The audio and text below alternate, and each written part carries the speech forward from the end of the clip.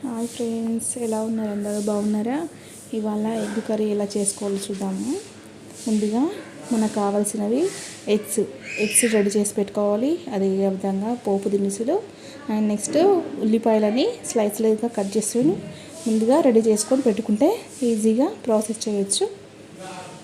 చూసారు కదా, ఈ విధంగా స్లైస్గా రెడీ చేసి పెట్టుకున్నాను నేను.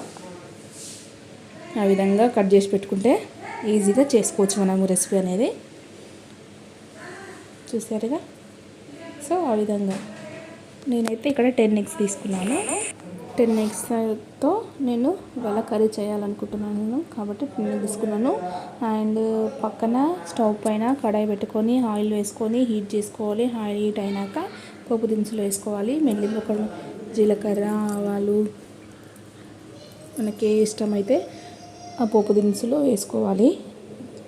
పోపు దినుసులు చిట్టుపట్టమని సౌండ్ రాగానే వేగినాయి అనుకొని నెక్స్ట్ ఆనియన్స్ని యాడ్ చేసుకోవాలి. ఆనియన్స్ వేసుకొని ఆనియన్స్ మగ్గాలి అంటే ముందుగా మనం సాల్ట్ వేసుకోవాలి. ఆనియన్స్ వేసుకున్నాక సాల్ట్ వేసుకున్నాము అంటే ఆనియన్స్ త్వరగా మగ్గిపోతున్నాయి. సో నేనైతే సాల్ట్ వేసుకున్నాను ఇక్కడ. చూసారు కదా ఆనియన్స్ ఎలాగ మగ్గిపోయినాయో.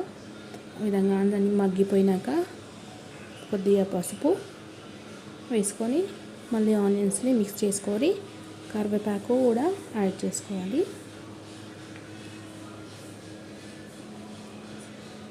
చూసారు కదా అండి, మళ్ళీ పసుపు మొత్తం ఆనియన్స్కి పట్టే విధంగా మిక్స్ చేసుకోవాలి.